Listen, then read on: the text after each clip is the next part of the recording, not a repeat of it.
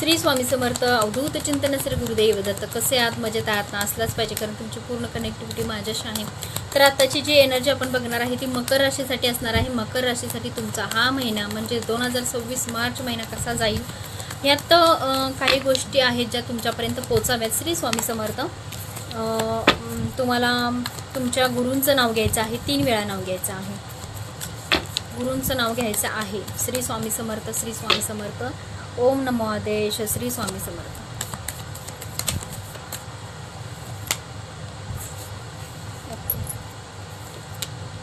तुमच्यामध्ये वादविवाद काहीतरी सुरू आहेत. बहुतेक तुमच्या वाडवडिलांची इस्टेट असेल, प्रॉपर्टी असेल.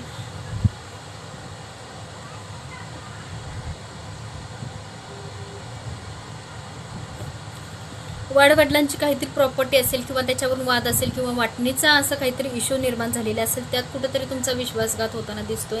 तो विषय आहे तो या महिन्यामध्ये तुम्हाला काढायचा नाही आहे, कुठंतरी थांबवायचा आहे. कारण अति काहीतरी बोलण्यानं किंवा बैठक एखादी झाली, मीटिंग एखादी तुमची झाली तर त्यात सुद्धा कुठंतरी तुम्हाला त्रास होताना दिसतोय किंवा तुम्ही विश्वास खूप ठेवला आहे आणि त्यातून तुम्हाला फसवण्यात आलेलं आहे हे सुद्धा दिसत आहे.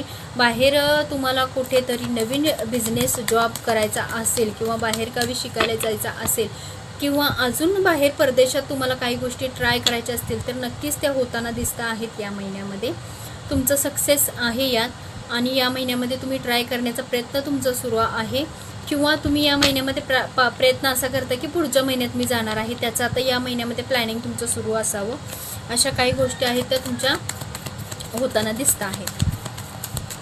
श्री स्वामी समर्थ. अवधूत चिंतन श्री गुरुदेव दत्त.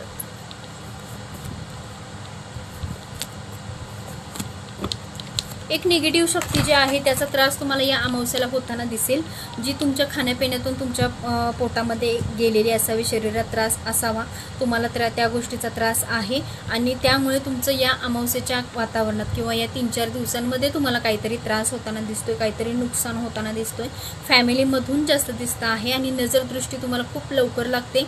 त्यासाठी सुद्धा तुम्हाला उजव्या हातामध्ये काळा धागा बांधायचा आहे आणि तुमची एनर्जी जी आहे ती प्युअर म्हणजे एक सोल पर्सन म्हणजे एक चांगली एनर्जी तुमची आहे. तुम्ही दुसऱ्यांबद्दल वाईट विचार करत नाही किंवा या कधीच करत नाही, पण या महिन्यामध्ये विचार करत नसाल तरीसुद्धा तुम्हाला त्रास होतो आहे. अशा काही गोष्टी तुम्हाला जाणवू शकतील की तेव्हा मी इतकं काय वाईट केलं की मला हा त्रास होतो आहे. अशा पण काही गोष्टी तुमच्या या महिन्यामध्ये होताना दिसत आहेत. बाकीचं जर फॅमिलीमधलं जर म्हणायला गेलं तर सगळ्या गोष्टी आहेत व्यवस्थित.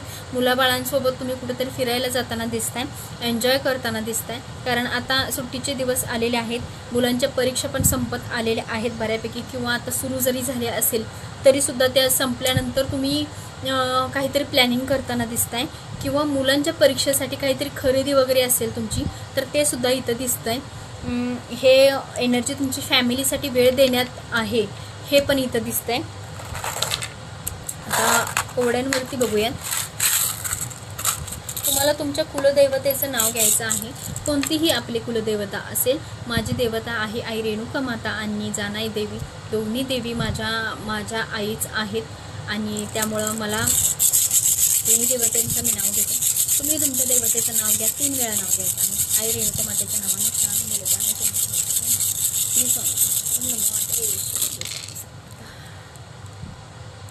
घरातलं वातावरण व्यवस्थित पाहिजे हे जास्त महत्त्वाचं आहे.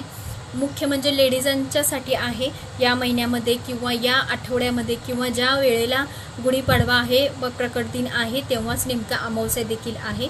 या वेळेमध्ये या आठवड्यांमध्येच म्हटलं तरी चालेल. या आठवड्यामध्ये तुम्हाला घरामध्ये वातावरण होता होईल तेवढं चांगलं पॉझिटिव्ह ठेवायचं आहे, जेणेकरून आलेली लक्ष्मी परत जाता कामा नाही. ह्या गोष्टी तुम्हाला सांभाळायच्या आहेत फक्त लेडीजांच्यासाठी. कारण पुरुष मंडळी जर असेल तुमच्या घरातले कोणीही असेल किंवा तुमची ही रास जरी असेल पुरुष मंडळीची, तुमची थोडीशी चिडचिडी या काळामध्ये होताना दिसते आहे. त्यामुळे घरात वातावरण चेंज होईल, बिघडेल, अशा काही गोष्टी होताना दिसतील. पण तुम्हाला सावध राहायचं आहे, सतर्क राहायचं आहे, जेणेकरून घरात वाद होणार नाही. अशा काही गोष्टी बोलायची नाही, चिडचिड करायची नाही आहे.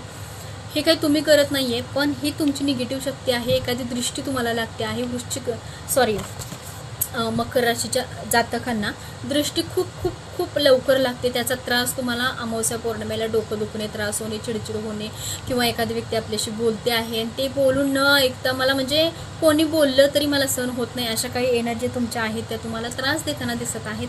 पण बाकीच्या सगळ्या एनर्जीज आहेत त्या खूप छान आहेत. इतकी प्युअर एनर्जी मी तुमच्यापर्यंत पोस्ट करत असेल तर नक्कीच हक्क आहे तुमचा की कमेंटमध्ये नक्की आपल्या कुलदेवतेचं नाव लिहायचं आहे. श्री स्वामी समर्थ. 1 3 3 3 6 6 3 9 11 मीन 11. बघा, स्वामी समर्थांची प्रकट दिना दिवशी काहीही झालं तरी तुम्हाला पूजा करायची आहे. एका दिवशीचं पण असू दे किंवा एका पानावरची असू दे किंवा श्री स्वामी समर्थांचा जप जरी केला तर ते तुम्हाला आवर्जूनच करायचं आहे आणि करायचंच आहे. काहीही झालं तरी ते थांबवायचं नाही. हे माझा शब्द आहे आणि तो तुम्हाला पाळायचा आहे आणि तो करायचाच आहे. या महिन्यामध्ये गुरुवारच्या दिवशी तुम्हाला महत्त्व द्यायचं आहे. गुरुवारच्या दिवशी तुम्हाला मठामध्ये जायचं आहे किंवा तुम्हाला जाणं शक्य नसेल होत तर घरामध्ये सुद्धा दर गुरुवारी तुम्ही सेवा करायला सुरुवात करायची आहे.